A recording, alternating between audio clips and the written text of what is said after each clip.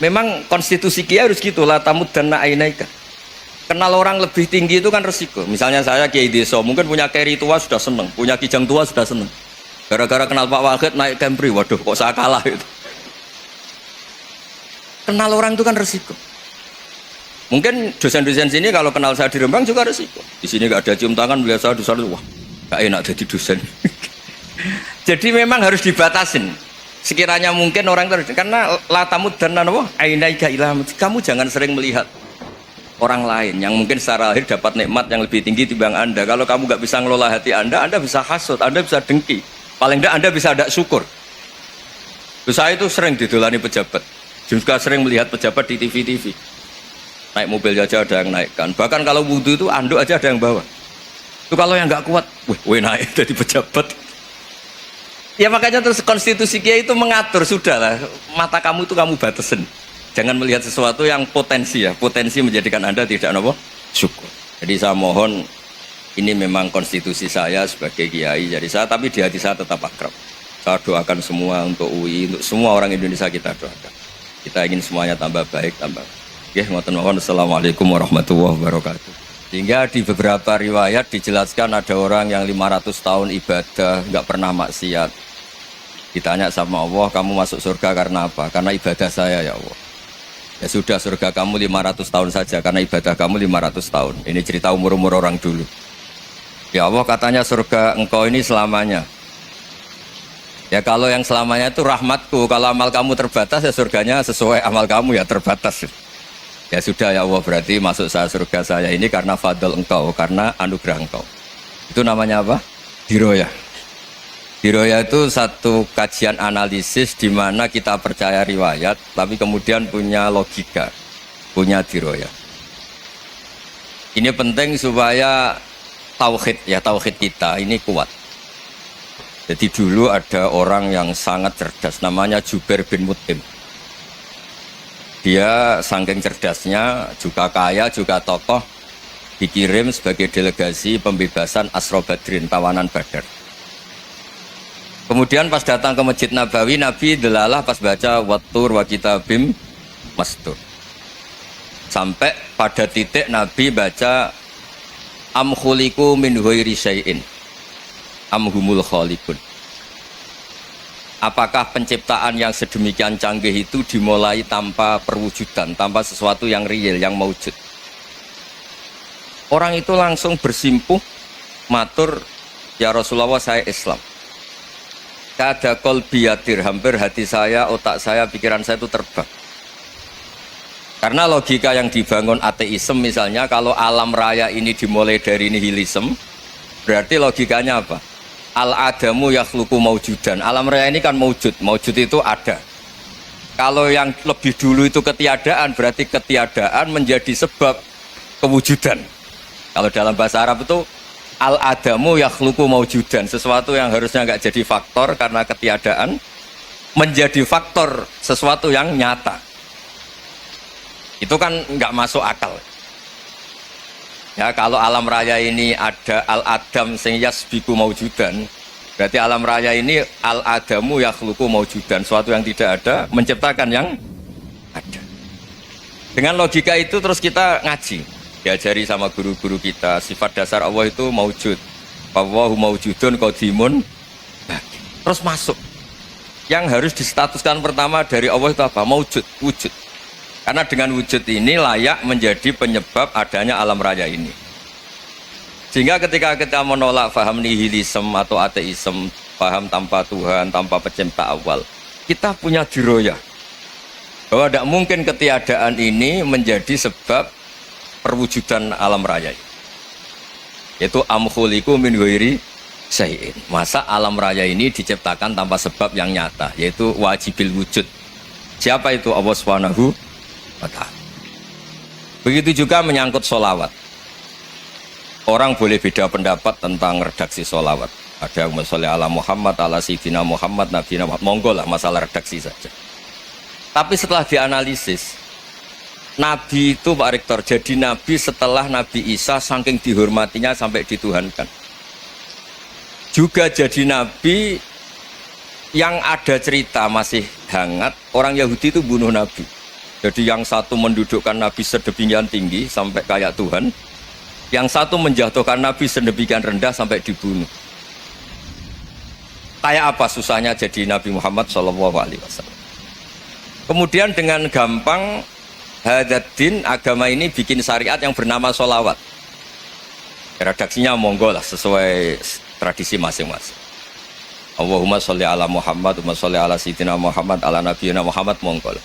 Tapi yang jelas redaksi ini kalau di diroyah dikaji, Allahumma itu Tuhan, Tuhan itu pemberi. Wa Muhammadun wa in jalla qadruh abdun min ibadi. Muhammad apapun tinggi derajatnya tetap berstatus hamba. Sehingga agama ini terjaga oleh syihotus sholawat. Agama ini terjaga oleh redaksi sholawat. Yaitu Allah tetap pemberi sebagai Tuhan yang enggak tersaingi, la syarikalah. Rasulullah Muhammad wa in jalla qadruh, apapun prestasinya, bisa mi'raj, bisa apa saja, tetap seorang hamba yang butuh muhtajun ila rahmatik. Jika redaksi Allahumma sholli ala Muhammad ini mengukuhkan yang Tuhan tetap Tuhan, hamba pilihan tetap hamba pilihan. Tentu dengan redaksi ini kemudian kita mendudukkan Nabi benar-benar posisi terhormat. Yaitu orang yang paling berhak dapat askat tahiyat, mendapat penghormatan Allah paling tinggi, yaitu Rasulullah Muhammad SAW. Dan itu diulang-ulang oleh Allah. Subhanalladzi asra bi'abdi. Status hamba ini diulang. Lagi-lagi ini bernama diroyah. Bernama apa?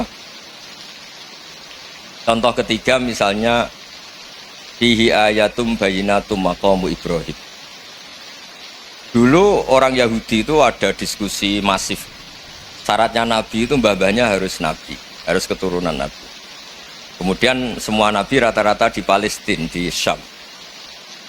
Lalu Muhammadnya asal-usulnya dari mana? Tahu-tahu orang Arab kok Nabi, padahal orang Arab itu dulu jahiliyah. Alhasil terus diceritakan bukti Muhammad ini turunan Ibrahim adalah ada jejak kaki Nabi Ibrahim di dekat apa? Ka'bah. Fihi ayatum bayinatum maqamu Ibrahim.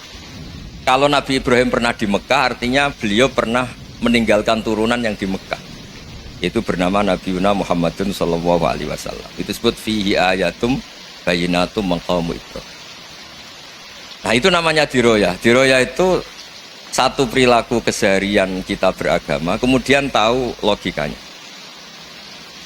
Yang keempat misalnya mangkana yu'minu billahi wal yaumil akhir falyukrim apa? Jaro. Orang yang iman karena Allah dan Rasul maka memuliakan tetangganya. Andaikan pakai hukum sosial, tentu kalau tetangga kita baik, kita baik. Kalau kurang baik kok kurang penggawean kan gitu. Tapi dulu itu pernah ada seorang ulama itu dibully ya, dikerjain sama anak muda tetangganya. Pak Kiai datang ke rumah saya, orang ini datang. Kemudian setelah di rumahnya, saya tidak jadi butuh sama Pak Kiai, silahkan pulang. Itu Kiainya senyum menikmati. Dan itu terulang 3 kali. Dibully seperti itu, dikerjain terulang 3 kali. Lalu tetap Kiainya tuh asik, seneng sekali. Lama-lama muda ini tanya, kenapa engkau tidak tersinggung? Padahal saya kerjain sampai 3 kali, tak undang, terus tak suruh pulang, tak undang, tak suruh pulang. Kata Kiai tadi, yang memerintahkan baik sama tetangga itu Allah. Jadi saya nikmati ketika bisa baik sama Anda. Tidak ada urusannya dengan perilaku Anda yang menolak saya. Nah itu terus kita tahu, memang motifnya kita baik sama tetangga karena iman sama Allah dan Rasul, bukan hukum kompensasi sosial. Jadi kalau mau diteruskan Pak Rektor, saya ngajar di sini ya karena perintah Allah, itu orang alim harus ngajar, bukan karena perintah Rektor. Kalau diteruskan. Ya saya mohon juga gitu para dosen, para karyawan di sini kalau nggak khianat dengan UI itu karena takut sama Allah, jangan takut sama Rektor. Kalau Anda baik juga karena Allah, jangan baik karena apa? Rektor. Bagaimanapun ya semua kita ini makhluk. Makhluk itu la yadurru wa la yanfa. Begitu juga melihat Indonesia. Melihat saya ini kan ikut di UI itu lama sekali, ikut sama Profesor Zeni, dari anak Profesor Zeni nulis tafsir. Mungkin Pak Hersoyo tahu banyak, dulu Pak Lutfi ya tahu banyak. Tapi saya memang nggak pernah terbuka karena ya memang nggak ingin. Kondisi ini kondisi darurat. Sehingga saya tahu cara berpikir Profesor Zeni, ya tahu komitmen beliau pada UI. Dan pendiri UI memang ya banyak yang dari tokoh NU, Muhammadiyah, dari tokoh-tokoh ormas yang lain memang didirikan banyak orang. Hingga UI memang nggak milik ormas apa tertentu. Dari satu sisi memang baik, nggak dikuasai ormas tertentu. Tapi nanti kalau keterusan ya nggak berbentuk. Ya sudahlah dikelola saja. Sambil-sambil jelas, sambil-sambil kadang nggak jelas, yang penting ikhlas tadi. Karena kalau terlalu asobia itu jadi repot. Kita ini yang nekuni fikih itu tahu, kalau tidak kuno itu madhabnya Hanafi. Kuno itu madhabnya Syafi'i. Tahu-tahu seakan-akan Imam Syafi'i itu NU, Imam Abu Hanifah itu Muhammadiyah. Padahal ini orang-orang yang sebelum NU dan apa? Muhammadiyah. Jadi kalau kita yang nekuni ilmu itu biasa saja dengan perbedaan. Tapi kalau orang-orang yang nggak siap dengan perbedaan itu sampai Allah disifati Ta'ala itu tidak terima. Padahal Ta'ala itu maknanya Maha Luhur, yang Maha Agung. Jadi ada seorang kiai kebetulan pidato pertama Pak Rektor. Assalamualaikum warahmatullahi ta'ala wabarakatuh. Ilmu balik kedua ini nggak terima karena itu dianggap bid'ah ada Ta'ala. Hanya dia bilang Assalamualaikum warahmatullahi ta'ala wabarakatuh. Itu saking asobiahnya itu Allah ditambahi Ta'ala itu tidak terima. Padahal Ta'ala itu maknanya Maha Agung. Nah itu kan jadi repot kalau asobia gitu. Kalau kita ngadepi perbedaan itu biasa saja. Karena kita mungkin bacanya banyak, lihat hal-hal seperti itu ya biasa. Karena dulu itu perbedaan itu urusan sudut pandang. Ya saya ulang lagi, perbedaan itu sudut. Allah yang Tuhan saja sering didebat sama nabi-nabinya. Karena urusan sudut pandang apa? Saya beri contoh ya. Suatu saat Khalilur Rahman Ibrahim itu saatnya meninggal sama Allah, Israel disuruh. Israel itu Ibrahim saatnya meninggal, ambil nyawanya. Setelah datang ke Ibrahim, ya Khalilur Rahman Ibrahim, saya disuruh nyabut nyawa Anda. Itu Israel dipaksa mikir sama Ibrahim. Hal ra'aita khalilan yumitu khalilah. Kamu tahu orang yang mencintai kemudian bunuh yang dicintai. Itu logika agak benar. Akhirnya Israel kan nggak biasa debat, kan nggak dilatih debat, nggak pernah ikut lomba UI debat ilmiah. Dia taunya nyambut nyawa aja. Kembali ke Allah. Ya Allah, kata Ibrahim, hal ra'aita khalilan yumitu khalilah. Masa kekasih bunuh yang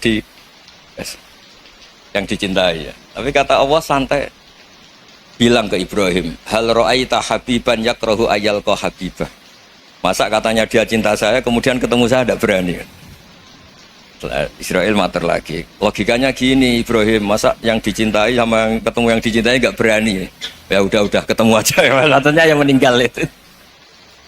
Artinya kamu bisa saja GR tidak mati-mati karena merasa dicintai, atau ingin mati karena mencintai. Nah maksud saya dalam hal-hal seperti ini orang UI pasti nggak jelas. Katanya cinta Allah suruh mati ya nggak mau. Nggak jelas kan? Dibilang nggak cinta juga nggak mau. Tapi dibilang cinta kalau ukurannya mati juga enggak. Nah, tapi dalam banyak hal enggak jelas itu penting Pak Rektor. Penting sekali. Buatan guyon, saya beri contoh sekian ilmiah, enggak jelas itu penting. Rasulullah SAW itu dalam banyak hal itu disuruh Allah, memang disuruh supaya ngambil sikap seperti itu. Karena Allah itu punya otoritas penuh untuk bikin orang itu baik atau tidak baik. Wahsy itu yang membunuh Sayyid Hamzah, orang paling dicintai Nabi, di antara yang dicintai Nabi. Qatalahu Wahsyun, dibunuh oleh Wahsy. Nabi secara basarnya itu gak suka sama Wahsy. Sampai cara lahir ya ingin, corong Jawa ingin masuk nol. Tapi apa kata Allah? Laisa laka minal amri syai'un aw yatuba alaihim aw yu'adziba. Itu tidak wilayah kamu Muhammad. Malah Wahsy dikasih tobat sama Allah. Khalid bin Walid, itu perang Uhud kalah, itu karena ide brilian Khalid bin Walid. Pas itu masih panglima kafir. Yaitu pura-pura kalah, ghanimah dilepas, sahabat turun, pasukannya naik, walhasil orang Islam kalah. Khalid bin Walid akhirnya juga masuk Islam. Orang yang secara basariah Nabi itu gak siap. Kebalikannya juga ada. Sa'labah itu orang sampai dapat gelar Hamamatul Masjid. Ini pas ngaji mesti ingat salam. Dia di masjid terus. Setiap habis salam tuh lari karena istrinya nyuwun sewu masih berpakaian yang tidak pantas. Kenapa engkau terburu-buru pulang? Pakaian yang dipakai istri saya sekarang saya pakai. Ya pakaian sarung itu kayak Pak Rektor kan fleksibel. Ini khusus mau Ramadan, tidak akan sarungan terus, gak usah khawatir. Jadi ini tadi sudah janjian. Saya yang kiai celananan, beliau yang rektor pakai sarung. Jadi iya. Supaya itu barter madhab. Tapi hanya sekali ini aja, bukan.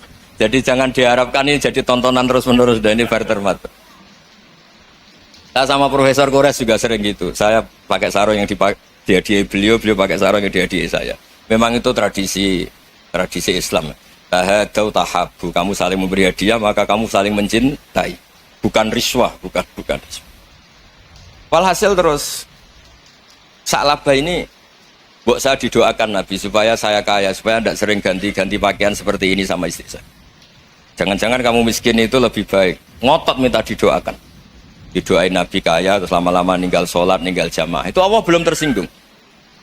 Yang mulai Allah tersinggung itu kan saya sering fatwa di mana-mana, sering memberi saran. Mumpung kamu miskin itu sering sedekah. Karena kalau sudah kaya itu tidak bisa. Saya memberi analogi gini. Kalau saya masih santri miskin, punya uang 100.000, diminta guru saya 50 tak kasihkan, padahal itu 50%. Punya 2 kambing kurus, diminta guru saya 1 pasti tak kasihkan, padahal itu 50%. Jadi kalau punya sapi Brahman atau sapi limusin yang harganya itu 100 juta, punya 2, diminta 1 boleh enggak? Enggak boleh. Saya punya motor butut 2, diminta teman saya 1 boleh, tapi kalau Davidson Harley itu enggak boleh itu. Nah, walhasil itu kalau kita miskin, misalnya kita zaman kuliah atau zaman mondok atau zaman apa saja, punya uang 100.000, nartik temannya sampai 50.000 kan biasa. Tapi setelah 1 miliar, berani nggak kamu kasihkan 500 juta? Sama-sama 50%. Enggak kan? Nah Sa'labah gitu, ketika zakat masih per 40 kambing 1 kambing, itu sebenarnya kan masih ringan. 41, 82. Kambingnya itu sudah mabenal jabalen.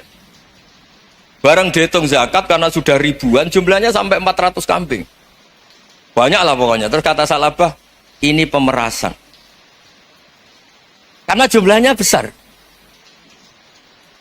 Allah tersinggung karena nabinya dianggap narik zakat itu dianggap khorat, dianggap pemeras. Allah tersinggung kemudian fa'aqobahum nifakon fi qulubihim ila yaumil. Dia ditegur munafik. Semenjak itu terus tadi kembali gak jelas tadi. Barkohnya gak jelas itu menjadi orang tuh bijak. Ini sekarang nakal, jangan-jangan nanti jadi orang baik. Yang sekarang baik, jangan-jangan suatu saat jadi tidak baik. Semua orang introspeksi. Gak ada jaminan kalau kita sekarang baik akan baik terus. Gak ada jaminan kalau kita sekarang buruk akan buruk terus. Sehingga terus banyak kiai-kiai bijak itu memang lahirnya gak tegas. Tapi gak tegas itu yang menjadikan bijak. Karena sama-sama mungkin. Itu yang disebut laisa laka minal amri syai'un aw yatuba alaihi wa yu'adzibum. Itu tidak wilayah kamu. Ketika Allah mengomentari orang munafik juga wa yu'adzibal munafiqina insya'a aw yatub. Bisa saja ada yang disiksa, bisa saja ada yang dikasih tobat. Karena pola yang kita analisis itu semuanya menurut kita. Bukan menurut kemaslahatan orang apa? Saya punya sekian contoh cerita. Orang yang sowan kiai baik-baik, mungkin bawa gula atau salam tempel, tidak tahu lah. Itu tidak mesti jadi wali. Tapi Kalijogo yang kenal Sunan Bonang, itu kenalnya itu karena ingin begal. malah jadi wali. Tapi tidak usah dicoba. Umar itu nyari Nabi itu mau dibunuh. Tapi malah tobat jadi orang baik.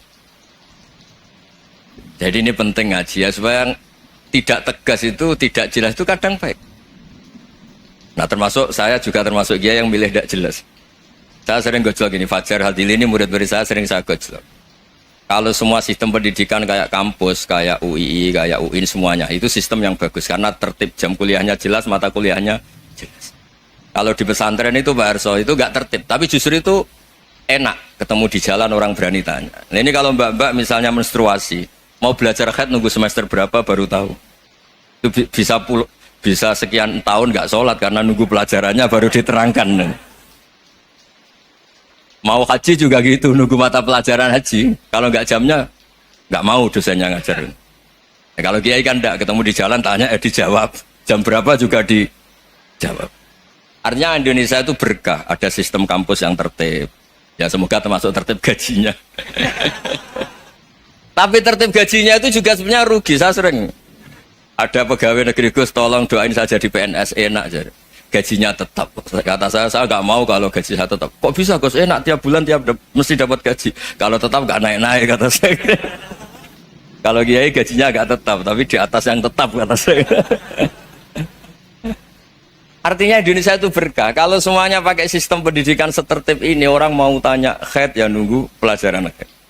Bab haji ya nunggu pelajaran haji. Tapi kalau ketemu kiai itu enggak. Ya pokoknya saya pernah di pasar, Gus mau tanya. Tanya apa? Anak saya keluar darah terus gini-gini. Padahal biasanya haid hanya 7 hari gini-gini. Ya sudah, kembalikan ke biasanya, rudat ilal adat. Itu enggak usah sowan ke rumah. Juga enggak registrasi dulu, enggak daftar dulu. Ya ini tidak nyindir cerita saja supaya ini bukti koalisi beneran. Jadi saya yang kiai nggak tertib jam, koalisi sama yang tertib jam. Jadi kalau semuanya sistem kampus, nanti pertanyaan itu tidak bisa on time, tidak bisa setiap saat. Makanya Indonesia itu berkah. Kiai-kiai yang alim yang di jalan-jalan banyak, juga kiai yang di kampus dokter-dokter fikih banyak, yang nekuni ilmu umum ya banyak, macam-macam. Itu masalah itu kalau saling mengadili itu baru masalah. Misalnya kiai ngeluh nggak enak jadi kiai, tidak punya gaji tetap, yang dosen ngeluh nggak dicium tangannya. Karena memang unik Indonesia itu. Kalau guru fikih kok dosen itu tetap nggak dicium tangannya. Karena pikirannya anak-anak itu wong sudah bayar disuruh nyium. Itu kayak di alam sadar tuh gitu. Kalau kiai itu kan anak-anak gak bayar itu. Ya opanya cium tangan itu. Makanya kalau kiai tidak keramat bisa mati karena cium tangannya doang itu bisa mati itu kiainya. Ya ini cerita. Supaya saling menghormati saling menghormati. Jadi kalau makanya itu pakar-pakar akhlak ya, pakar-pakar etika peradaban. Itu tertampar betul ketika Nabi urusan ilmu itu mengabaikan itu. Kalau sudah urusan ilmu, misalnya begini, ada urusan ilmu, ada mbak-mbak cantik atau ibu-ibu cantik, itu dalam Islam itu diajarkan jangan sopan-sopan banget. Kata Nabi, karena kekuatan ilmu itu di atas kekuatan akhlak, di atas kekuatan adab. Ya nisa an-nabi lastunna ka ahadim minan nisa, ini taqaitunna fala takhdu'na bil qaul fayatma alladhi fi qalbihi maradun. Misalnya ada mbak-mbak cantik, menarik, kemudian sopan misalnya sama Pak Fajarin sama dosen-dosen, monggo binara. Wah itu bahaya, pikirannya kemana-mana itu. Orang yang imannya pas-pasan, wih berarti mau. Maksud saya kalau cantik, menarik, ketemu di jalan biarin aja, dosennya mau kemana biarin aja. Gak usah dihormatin. Kalau dihormatin, Pak mau kemana sadere no bisa bahaya ya. Nah, biarin aja. Kalau tanya, Dek ini alamatnya mana? Cari sendiri Pak. Karena hanya dengan cara itu si Pak dosen ini gak kepikiran. Gak ada orang suka orang kedus itu gak akan. Tinggal sudah cantik, sopan. Wah bisa pikirannya macam-macam.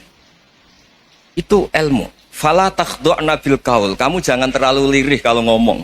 Fayatma alladzi fi qalbi maradun. Orang yang pikirannya masih kotor pasti berpikir yang negatif. Anda mungkin demi sopan sama dosen Anda. Tapi sejauh mana dosen Anda juga berpikir positif. Itu kan uji iman sama uji nyali.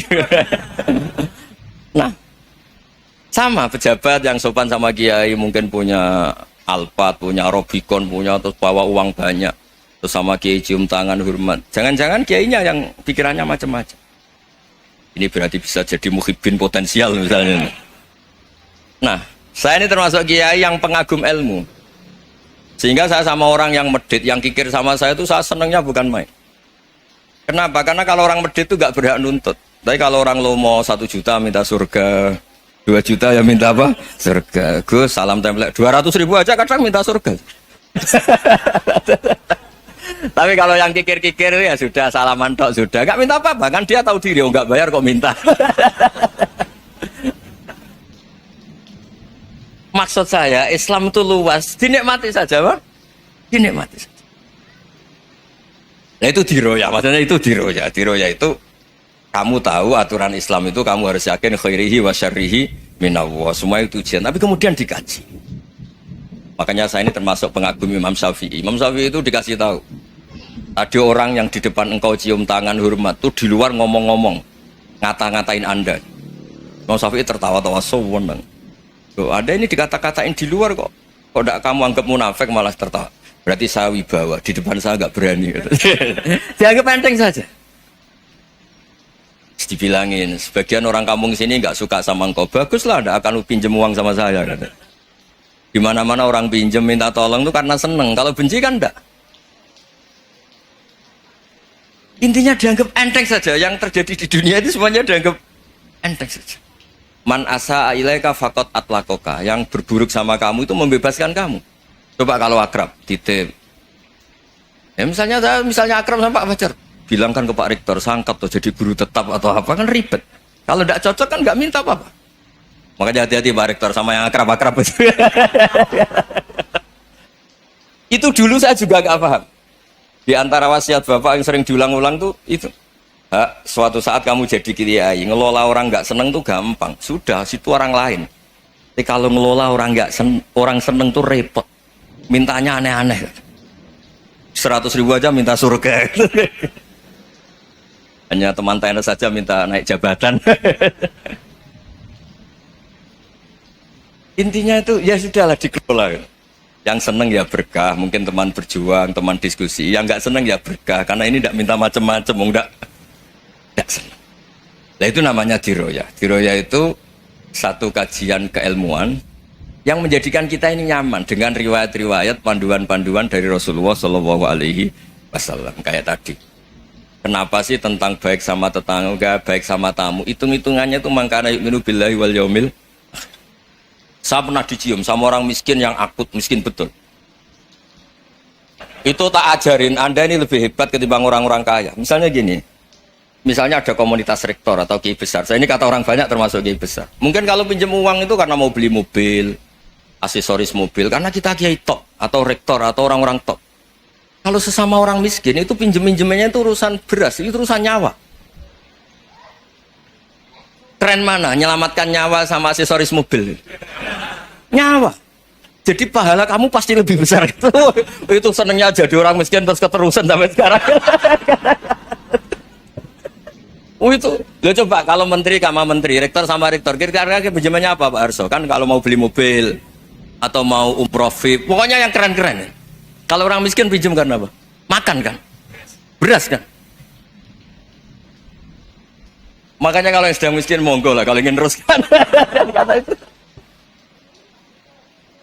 Maksud saya Islam itu seenak itu. Islam itu segampang itu. Sudahlah yang sedang miskin ya keren. Karena sekali sosial itu urusannya apa? Nyawa. Tapi kalau miskin semua ya Indonesia bisa tutup kan?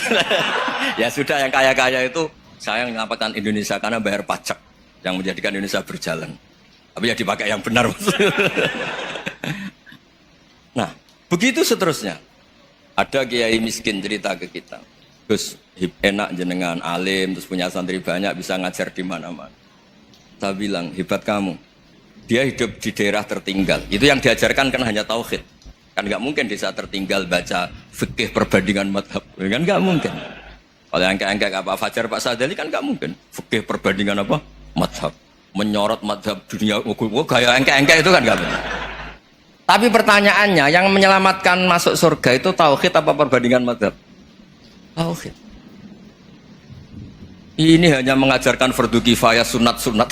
Ini Anda mengajarkan fardu ain. Surganya dulu kamu. Oh terus senangnya jadi kayak gitu. Karena yang diajarkan apa? Tauhid. Sementara kita yang gaya-gaya ini ajarkan perbandingan apa? Madhab, studi banding ke Al-Azhar kemana-mana. Ini enggak, tauhid. Dari orang nyembah pohon jadi nyembah Allah Ta'ala. Keren enggak? Keren. Jadi terus kiki sama saya senangnya bukan karena tak bela.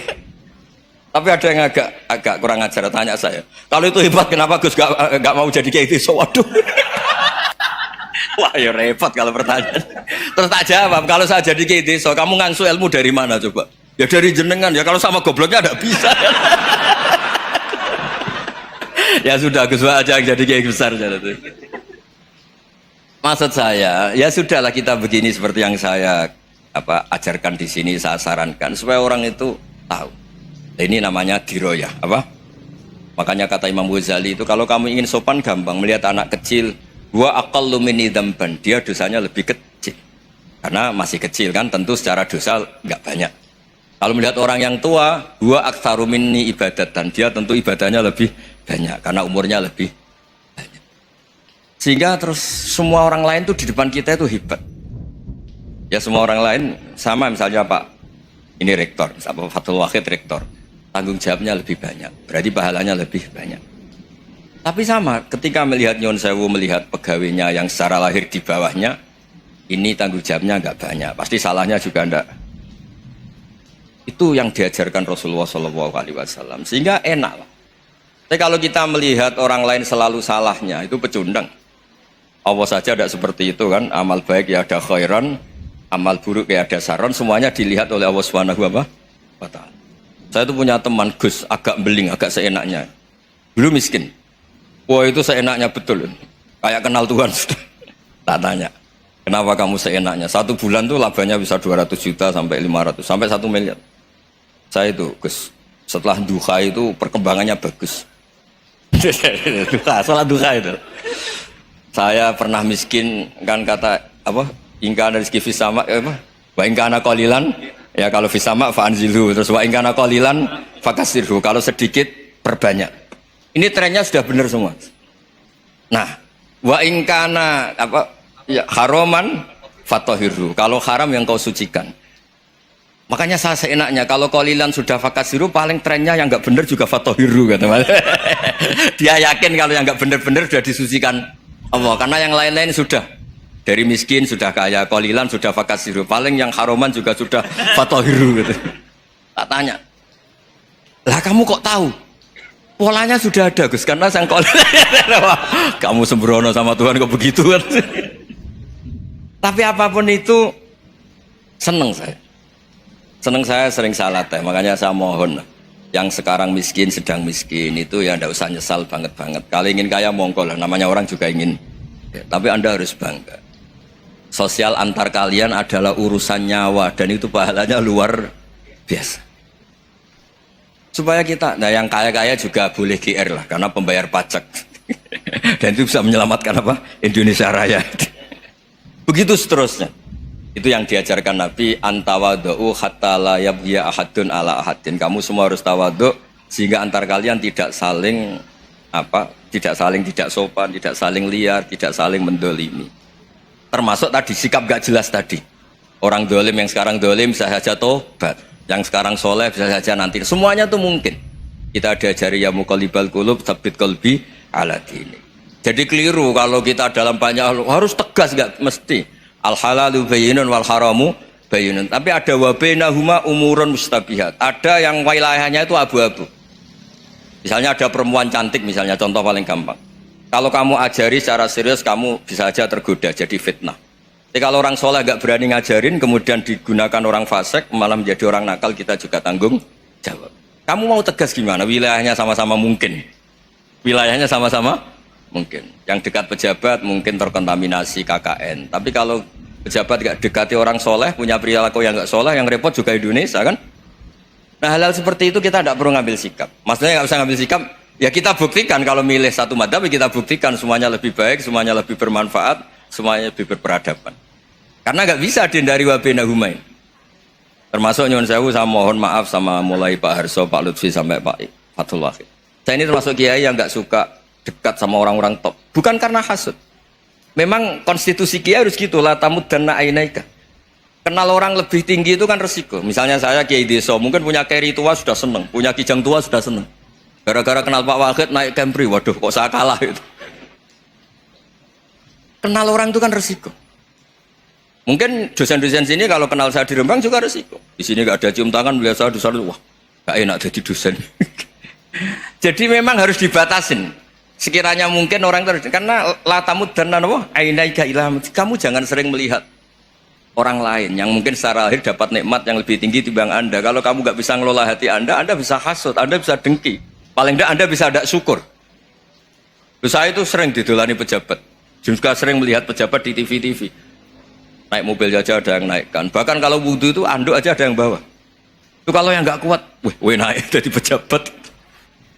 Ya makanya terus konstitusi Kiai itu mengatur, sudahlah mata kamu itu kamu batasin.